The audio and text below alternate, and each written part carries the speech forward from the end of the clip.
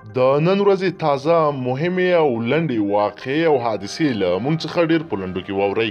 درنو لیدونکو او مینوالو، السلام علیکم، وخت مو په خیر. غني ولسمشرۍ ماڼۍ له لوري په خپره شوي خبرپاڼه کې ویل شوي اشرف غني د بدخشان مرکز فیض آباد ته رسېدلی دی او خپل دغه سفر کې په یو شمېر ټولګټو پروژو پرانیسته وکړي او هم به د دغه ولایت له مسؤلینو، مشرانو، علماو او ځوانانو سره ناستې ولري. سولې کاروان د سولې خوځښت په نامه فعالان وایي د دوی هغه ملګري چې 2 ورځې مخکې په فراه ولایت کې د دوی په وینا وسلوالو طالبانو له ځان سره بیولي وو رک رمټ بیرته ستانه شوي دي. فاریاب په فاریاب ولایت کې د هنري بند چې یو شمېر دولتي چارواکي هم د پروژې سهم لرونکي دي د جوړېدو کار له 3 کلونو وروسته یوازې 2 سلنه مخته تللی دی، خو د یاد بند امنیت ساتنې په موخه له 100 ډېر امنیتي منصوبین وژل شوي او ټپیان شوي دي. پاکستان هغه وروسته چې د بیلتون په کرخه د هندي ځواکونو په ډزو کې 2 پاکستانی سرتیري وژل شول، د پاکستان د بهرنیو چارو وزیر شاه محمود قریشي د دغه برید په غبرګون کې ویلي چې د هند لومړی وزیر نریندرا مودي د سیمه ییز امنیت خرابولو هڅه کوي. خوست د بصیر په نامه یو یتیم ماشوم په سمبولیکه توګه د نیمې ورځې لپاره د خوست ولایت چارې پر مخ ویوړې او په دې موده کې له کابل ورغلي یو شمېر چارواکي سره هم وکتل او د یتیمانو پر ستونزو وغږېدل. عبدالله د افغانستان د حکومت اجرایه رئیس او د ولسمشریزو ټاکنو نومان عبدالله وایي هیڅکله به پرې نږدي چې بیا د درغلیو پر بنسټ حکومت رامنځته شي. شکایاتو کمیسیون د افغانستان ټاکنیزو شکایتونو کمیسیون نن د ټاکنډلو له لوري د ثبت شکایتونو د ارزونې بهیر پیل کړ. د کمیسیون د معلوماتو له مخې څه کم 10,000 شکایتونه ورسره ثبت شوي چې نیمایي د عبدالله په مشرۍ د ثبات او حقپالنې ټاکنډلې ثبت کړي دي. ګلبدین حکمتیار د حزب اسلامي ګوند مشر ګلبدین حکمتیار یو ځل بیا په ټولو ګوندونو او سیاسي جریانونو غږ کړی چې ټول باید هوکړه وکړي ترڅو بهرني ځواکونه له افغانستانه ووځي. یونما ښاغلي یماماتو په خپله بیانیه کې زیاته کړې له 2009 کال راهیسې ملګري ملتونه په افغانستان کې په سیستماتیک ډول د جګړو په پایله کې د ملکیانو تلفات ثبتوي چې په 2019 میلادي کال کې یعنی د 10 کلونو په لړ کې د افغان ملکیانو مرژوبله 100,000 تنو ته ورسېده.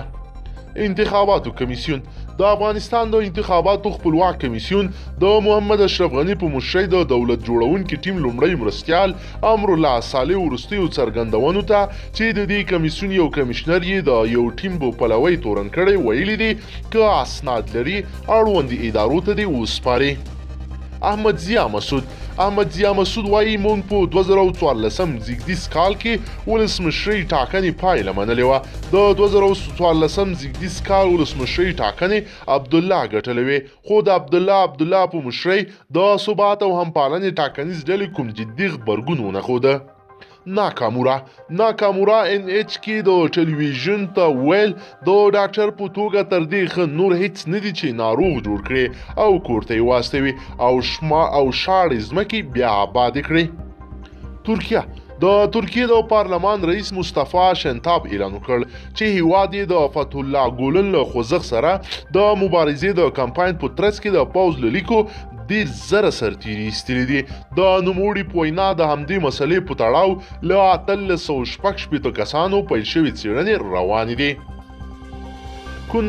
د کندوز اوسیدونکو د ولایتي شورا غړو پر امنیتي مسؤلینو نیوکه وکړه چې د خلکو د امنیت په ټینګښت کې پاتې راغلي دي، خو امنیتي مسؤلین بیا وایي چې د امنیت ټینګښت لپاره یې پلانونه جوړ کړي دي. وزارت داخله هوا له ککړتیا د مخنیوي عالی کمیسیون د مرغومي له 8 وروسته د ولسمشر له امر سره سم کابل ښار کې د هوا له ککړتیا د مخنیوي په اړه جدي اقدامات کوي. تاجکستان د تخار ولایت امنیتي چارواکي وایي چې د یاد ولایت په درخد ولسوالۍ کې تاجکستاني پوله ساتي 3 ملکي افغانانو باندې ډزې کړي دي او 3 واړه یې وژلي دي. د تخار د پولیسو ویاند خلیل اسیر وایي چې دا پیښه پرون د درخد ولسوالۍ په طاهریانو کلي کې رامنځته شوې ده. پاکستان پوځ ویلي چې په کشمیر کې د پاکستاني او هندي ځواکونو ترمنځ نښته شوې ده چې له امله 2 کسان پوځیان وژل شوي دي. خوست خوست امنیتي مسولین وایي چې په خوست ښار کې د ماین چاودنې 15 ملکي وګړي ټپیان کړي دي. دغه چاودنه نن سهار 8 بجې او 10 دقیقې د خوست ښار مجاهد څلور لارې ته څیرمه شوې ده. بلخ ولایت په پل پنګاله سیمه کې د ملي اردو او چټک غبرګون د ګډو ځواکونو پر بس موټر بم برید عسکرو ته درانه تلفات اړولې دي. د افغانستان دفاع وزارت وایي دغه موټر بم برید نن د مرغومې پر 15 نیټه سهار د 4:30 بجو په شاوخوا کې ترسره شوی دی. عامې روغتیا وزارت وایي د روان کال له لوري میاشتې نه تر 9 میاشتې پورې د ککړې هوا له امله 1,200,000 ماشومان د سینه بغل او ناروغۍ باندې اخته شوي دي. کرزی د افغانستان پخوانی ولسمشر حامد کرزی په تازه مرکه کې ویلي چې افغانستان آزاد نه دی. د افغانستان ټاکنې د افغانانو په لاس کې نه دي بلکې دغه ټاکنې د بهرنیانو د معاملو یوه لړۍ ده. درنو لیدونکو که چیرې غواړئ چې ورته تازه مهم او لنډو خبرونو څخه هره شپه او ورځ ځان خبر کړئ زموږ چینل د سره ضرور سبسکرایب کړئ او ویډیو د سره حتما لایک کړئ. مننه له توجه نه مو